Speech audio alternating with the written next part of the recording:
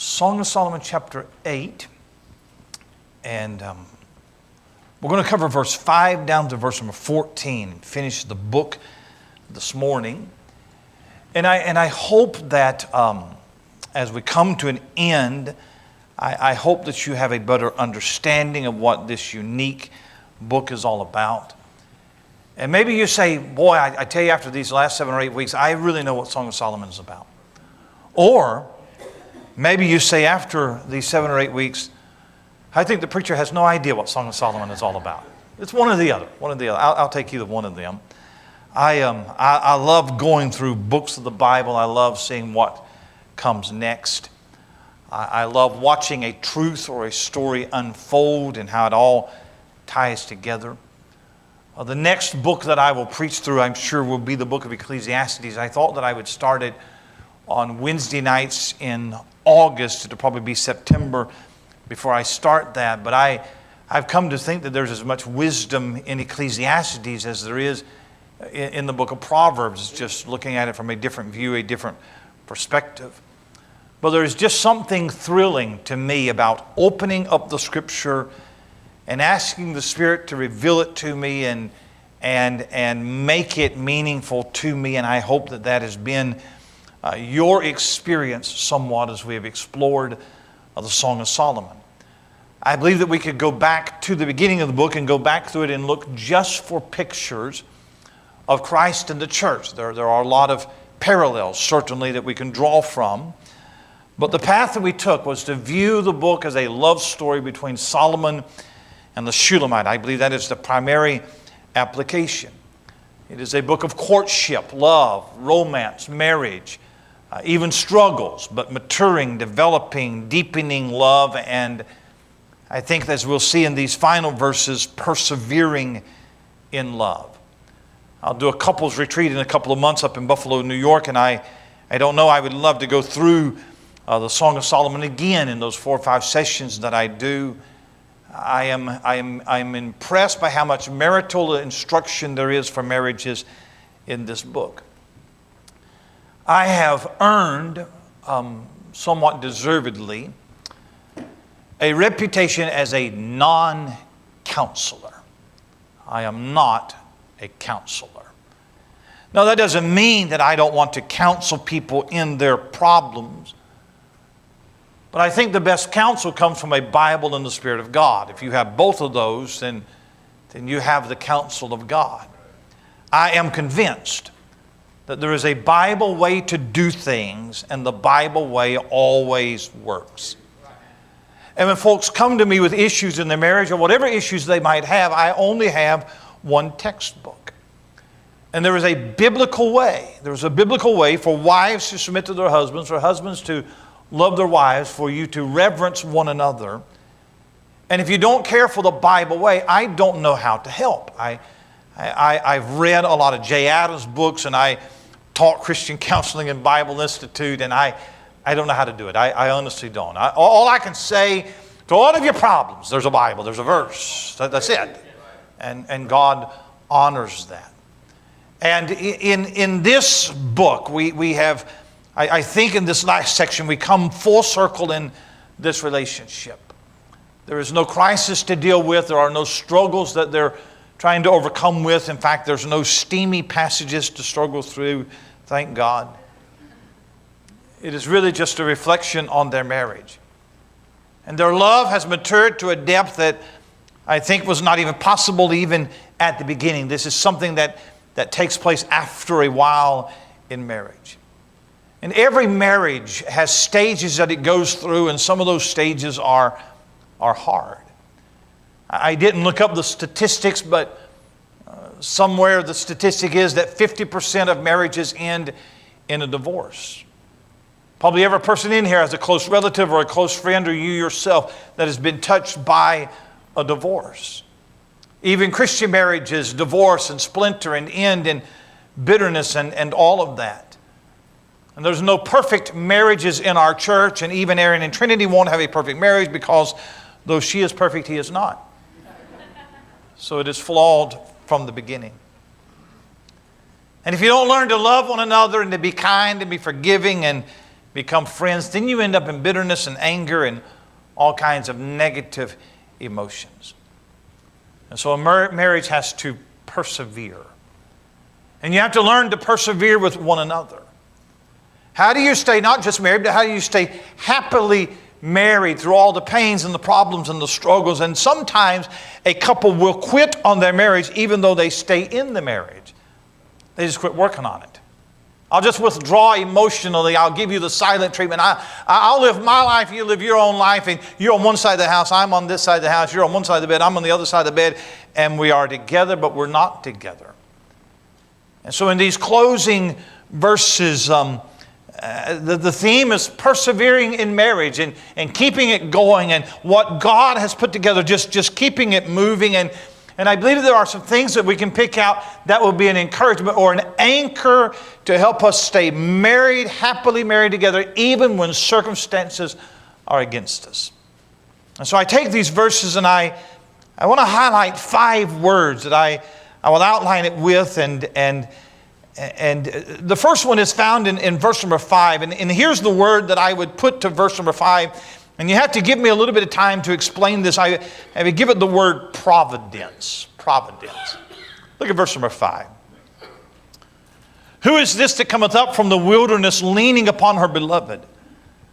I raised thee up under the apple tree. There thy mother brought thee forth. There she brought thee forth that bare thee. Now it's one of the more difficult verses in the book. For one reason, we're not 100% sure who's speaking in the verse. It may be the chorus of these daughters of Jerusalem speaking, but we don't even know if the daughters of Jerusalem was an actual group or was a literary device that Solomon employed to carry the story along. But it's a country scene. They're coming up out of the wilderness, and we believe that they have taken a trip back to her home place. If it is not the daughters of Jerusalem speaking, then it is most likely Solomon that is speaking. Who is this that cometh up from the wilderness, leaning upon her beloved? She is leaning on him, depicting a closeness. I don't think there is anything sexual about this. And it seems that they've come back to her home where she was born. And then this strange statement, I raised thee up under the apple tree. We have no idea.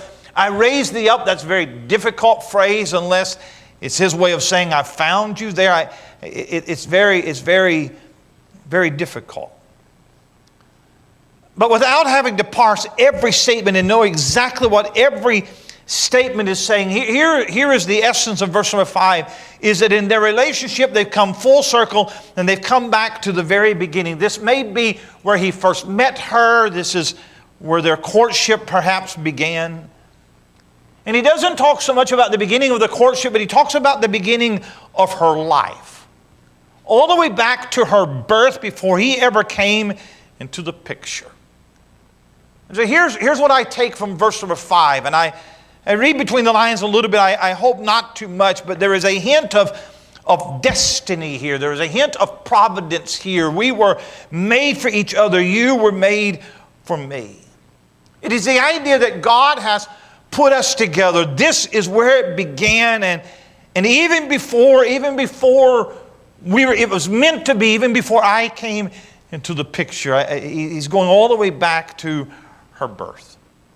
And here's what I want to draw from this. It's a difficult verse for me, but here's the principle that I want to draw, that when difficulties come up in a marriage, it is the sense of providence that God put this thing together that will help us to keep working on this marriage. So many people want to just throw in the towel, just throw up our hands and just quit. But when you realize that God was involved in this whole thing, that is a holy union before God that becomes an anchor to persevere. It is very possible that you married out of God's will. Very possible that you made a mistake, but if you did marry out of God's will, it is now God's will for you to be married. It's not a mistake now. And if you married right, you should be able to look back to the beginning of this thing and see the hand of God in this. God brought me to you and God brought you to me, and that providence becomes an anchor for the rest of our life together. And Proverbs 16 and verse 9 says that a man's heart devises his way, but the Lord directeth his steps. God doesn't make any mistakes. I heard a very simple illustration, very, very elementary. When a child first goes to kindergarten, you don't give the child a pen. You give the child a pencil. All of his lessons, all of his letters, all of his numbers, he writes in pencil. There's a reason for that. You expect him to make a mistake. He needs a big eraser.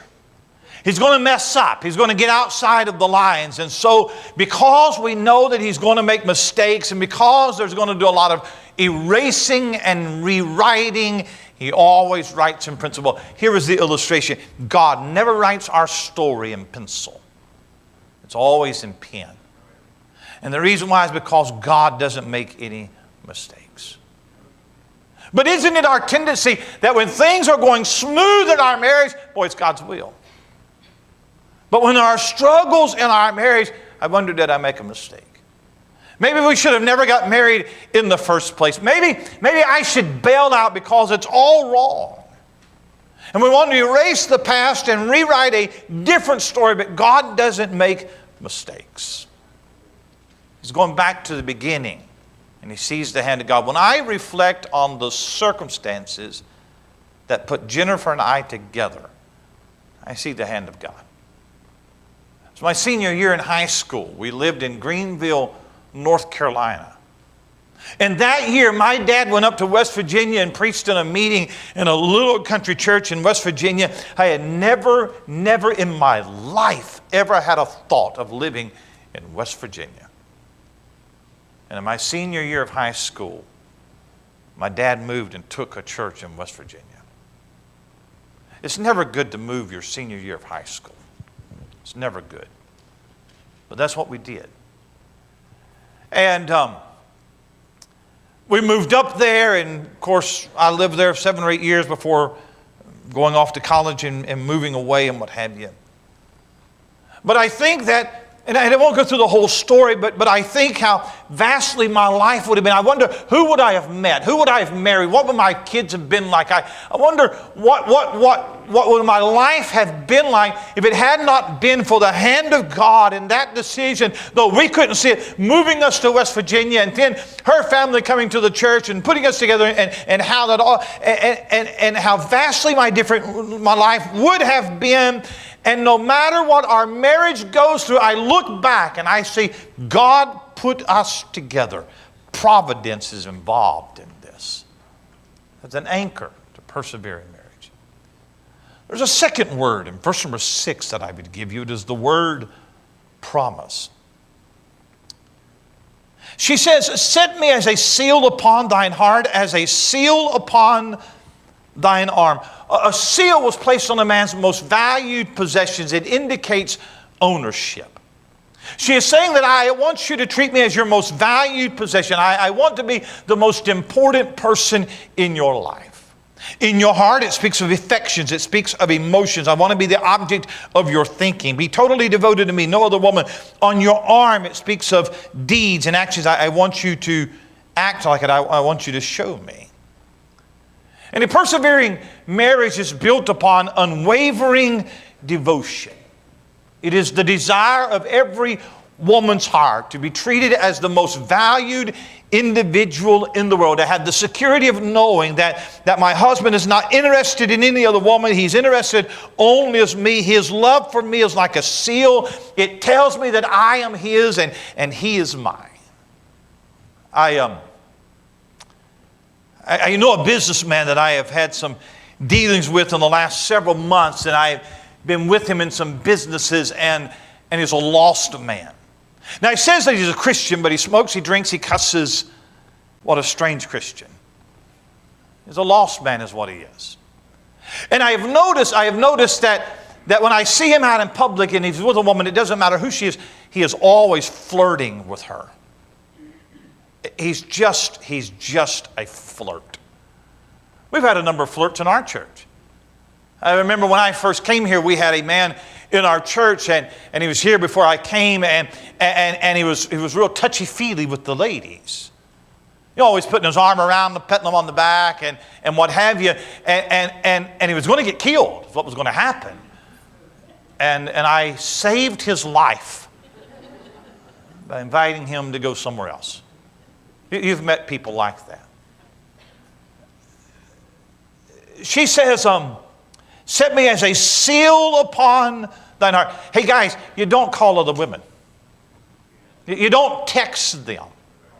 You don't take them out to lunch. You don't put your careers above your wife. You don't put your ministry above your wife. You don't put your children before your marriage.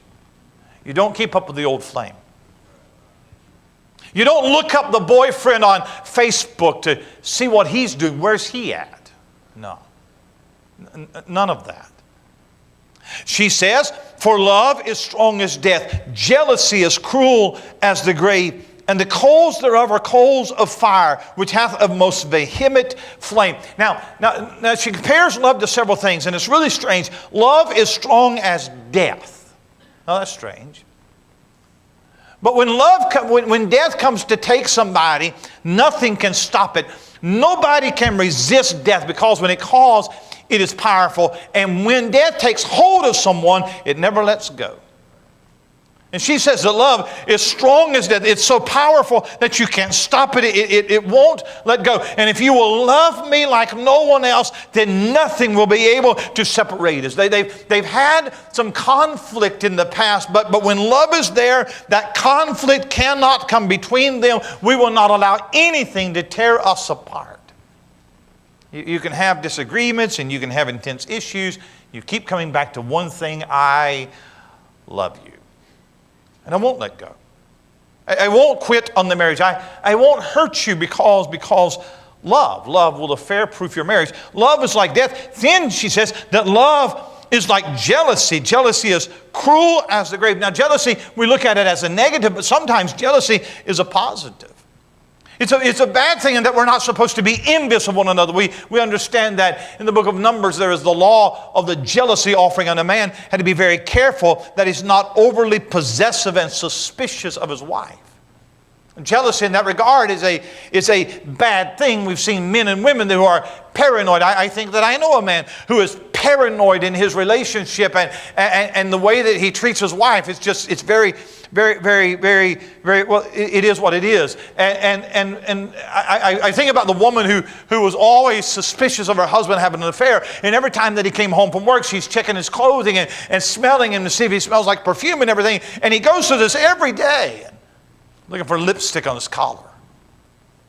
And finally he comes home one day and she's checking his coat for hairs, and a blonde hair, a stray hair, anything, and she can't find any hairs. And he says, finally, doesn't it prove to you that I'm not having an affair? She said, no, it proves you're having an affair with a bald woman. That's what it is. Well, that's jealousy. The kind of jealousy that is destructive to any relationship. But then the Bible talks about God being a jealous God. And he says, don't worship idols. You worship me alone. His desire for Israel and for the church to be devoted just to him. And she wants him to love her with a jealous love. I don't want to compete with anybody else, exclusively devoted to me.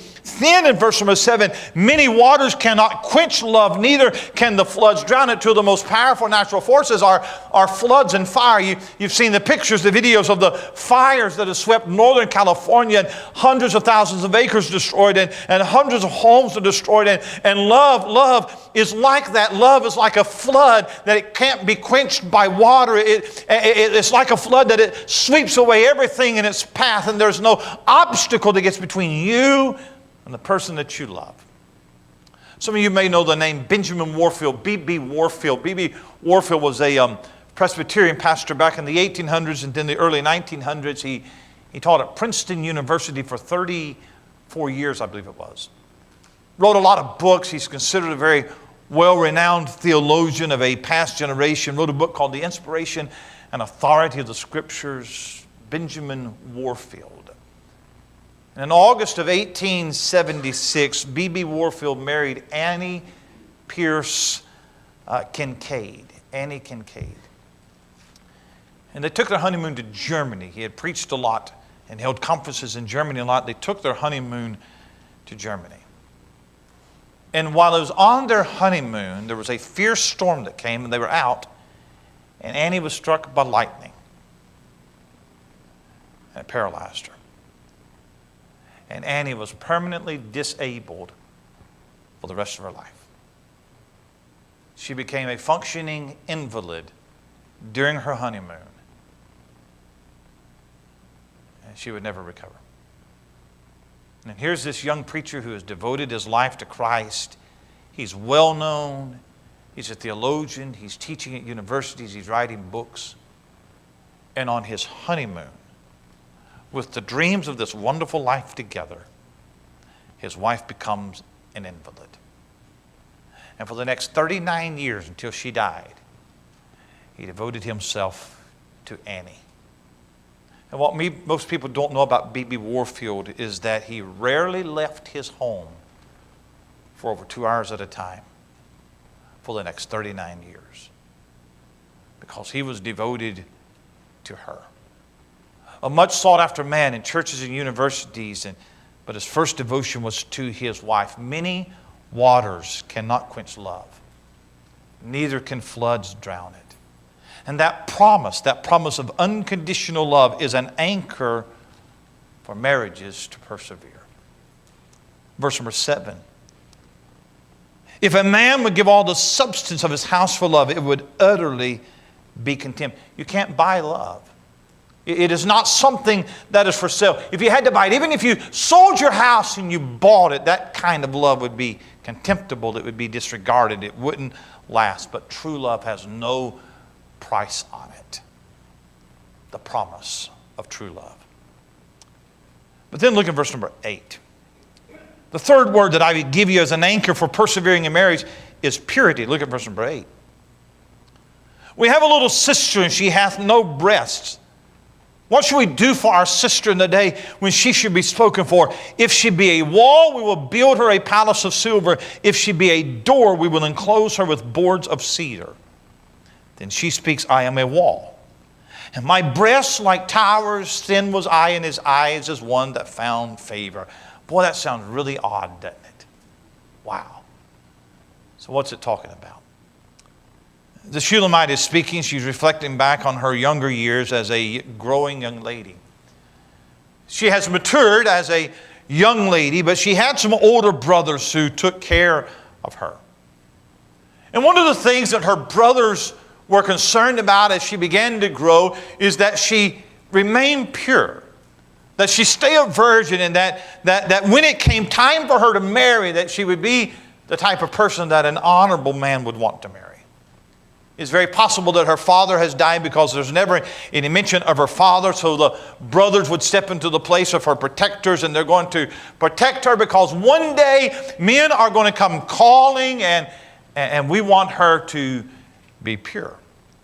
So how are they going to do this? Well, first of all, they're going to find out what kind of girl that she's going to be. Verse 9, if she be a wall, we'll build her upon her a palace of silver. If she be a door, we will enclose her with boards of cedar. If she acts like a wall, if she makes herself inaccessible to men, then we're going to reward her. If she acts like a door, if she be a door, and she invites all kinds of advances from all kinds of men, then we're going to board her up. We're going to enclose her with boards of cedar. We're going to isolate her. We're going to limit her socially. We're going to keep her at home. That's what we're going to do. I think that's the essence of it. We're going to protect her morality. We're going to develop, we're going to protect her character. We're going to encourage her. If she stays pure, we're going to discipline her if she acts impure. Well, verse number 10. She says, I'm a wall. She's speaking. She said, that's how I grew up. I wasn't a flirt. I wasn't out there. I wasn't accessible to everybody. I didn't have 14 boyfriends and 13 I didn't have any of that. I've kept myself pure, and I'm not open to the sexual advances of men. And I've grown up. I've matured as a woman. And the result is that she found favor in the eyes of the right man. I've kept myself pure, and I've met the right man, and he found favor with me. I was the kind of person that a good man would want to marry. Every woman or every man wants to marry a woman that has kept herself for him. That's why I hate the dating scene. Typical dating scene is for a teenager by the time he's 18 to have 5 or 6 girlfriends, 4 breakups. All it is practice divorce. That's all it is. And I don't care for it. Young ladies and young men should keep themselves pure for their future mates, to be the kind of young lady that a spiritual young man would want to be with. A spiritual man does not want to marry a girl who's been like a door to other men. So purity. But the idea of purity doesn't apply just to before marriage, but it applies after marriage. That same hands-off approach to other people, that wall to other people comes into the marriage. When sexual impurity invades a marriage, it wreaks all kinds of havoc. Whether it's pornography or affairs or adultery, how destructive, how damaging. And when your spouse has the assurance that my husband or my wife is mentally and emotionally and physically pure, it becomes an anchor in your marriage. Every once in a while when we're driving down the road, I always set my phone on the center console, and my wife will pick up my phone and start going through my text messages. She knows the password and she just goes through. I don't think that she's checking on me. I just think she's real nosy. I think that's what it is. If you ever text me, no. Strong chance she's going to read the text. She knows everything. And when my wife reaches over and gets my phone, and she turns it over and begins to scroll through the text messages, there is no fear. There's no apprehension. There is no, ooh, did I delete that text? There's none of that. Look it over. Read them all. And she makes comments. Well, he's stupid. What did he want? This, okay. But what an assurance, really. Pick up my phone. Look at my emails. Look at my texts. See who I've been calling. Look at me on Find a Friend. See where I am at right now. It doesn't matter. I want that openness. I want that vulnerability. And that purity of heart produces purity of actions, and that helps you to persevere in a marriage. Purity. Well, there's one other word. I call it, well, there's 2 more. Privilege. Look at verse number 11. Solomon had a vineyard at Belhaman. He allowed out the vineyard unto keepers, every one for the fruit thereof was to bring 1,000 pieces of silver. My vineyard, which is mine, is before me. Thou, O Solomon, must have 1,000, and those that keep the fruit thereof 200. Again, man, a difficult passage. Shulamite still speaking. She's saying that Solomon owned vineyards nearby at Belhaman. Nobody really knows where Belhaman was. And he leased them out to people, probably brothers that were workers in the field. And what they had to do, they had to produce enough grapes to earn him 1,000 shekels of silver, and they got to keep 200 shekels of silver. That was the arrangement. But what does it mean? And I think that verse number 11 and 12 are some of the most confusing verses in the book for me. So I have to guess. I can guess or I can skip it. And I'll guess. It sounds like to me like she's comparing herself to one of those vineyards. She has kept it. She has given it herself to Solomon. He can enjoy the fruit of it, the 1,000 shekels that he would get out of this marriage, what he desires. Her brothers are responsible. They deserve some credit because they were responsible for preserving her until Solomon found her. So she's not asking Solomon to pay them money, but appreciate their part in all this. However, just as a vineyard is expected to produce and to bring forth fruit, and do you enjoy it? She says, my vineyard which is mine is before me. Thou, O Solomon, must have 1,000, and those that keep the fruit thereof 200. Here I am as your vineyard. I've kept myself pure for you. I have been prepared for you. And I want you to get everything out of this marriage that you want out of it, everything that you have desired out of this marriage. You came expecting 1,000 shekels out of your vineyard, and I am before you as your vineyard. I want you to enjoy my love and not be disappointed in what you find. My brothers will get some enjoyment, the pleasure of knowing that they had a part in this, but it won't be anything like the pleasure, the joy that you will receive, the privilege of enjoying my love that I give to you. Now, if that is not what verse number 11 and 12 say, it says, then write your own commentary. But the idea is how fulfilled or how disappointed is your spouse and what they receive from that marriage. Is there fulfillment or disappointment there? There's one other word in verse number 13.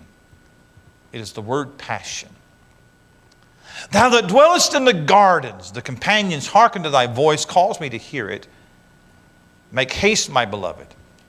And be thou like a roe or to a young hart upon the mountains of spices. Now, I think that Solomon speaks in verse number 13. I believe that she responds in verse number 14. He says, I want to hear your voice. Tell me what you're thinking, what's on your mind. I want to hear your thoughts, your desires. So in verse 14, she says, well, here it is.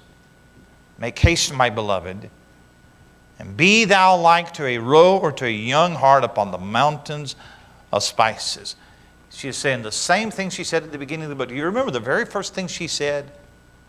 Let him kiss me with the kisses of his mouth. It's passion, it's romance. And she comes back to the exact same thing. If you read through the book, you remember her comparing herself to a garden. You have no problem recognizing this as seductive talk. I want you to romance me. I want us to be involved romantically. That same passion that burned in the beginning of our marriage, I want it to burn in the end of our marriage. Now, I chuckle when I read this because I'm looking at a lot of old people. When you get old, your bodies ache and your mind tires and you want to go to bed at 8:30. Last night at 8:15, I was in bed with the lights out.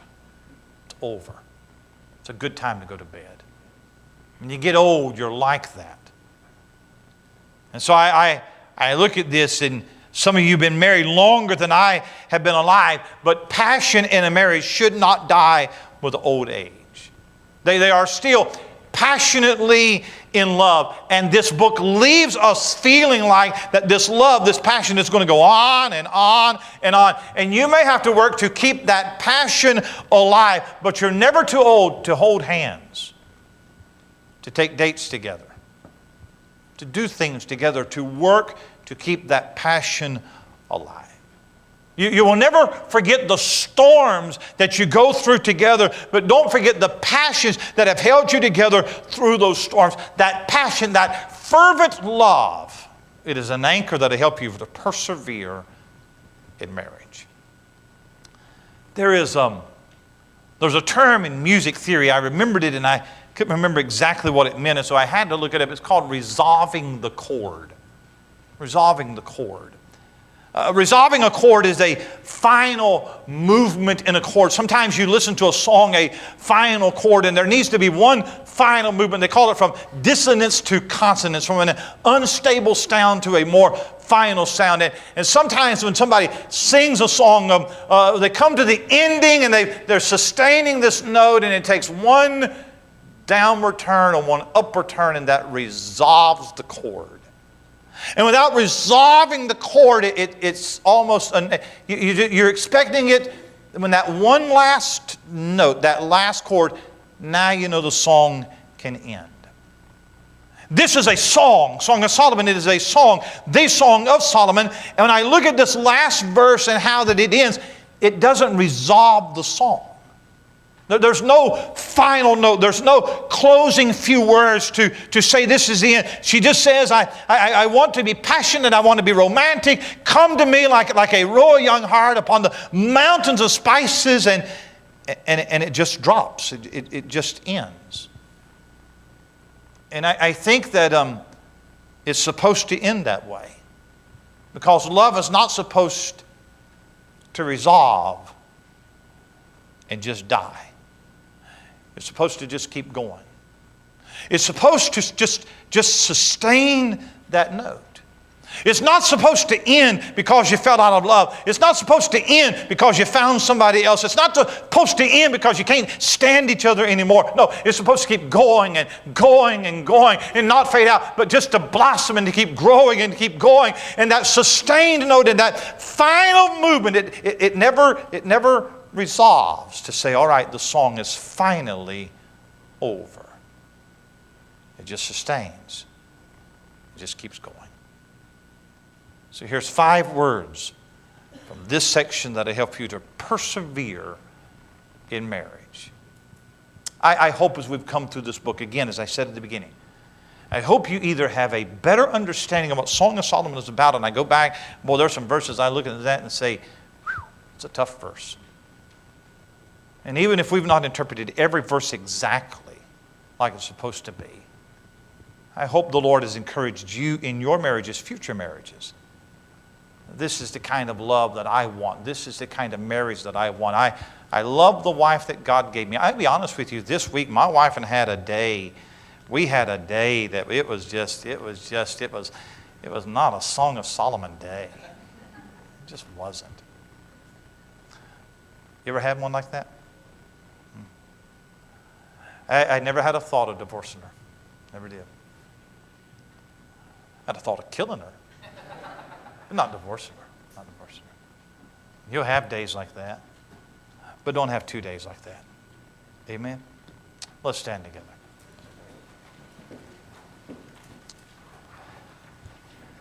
Heavenly Father, such a challenging book, such a difficult book.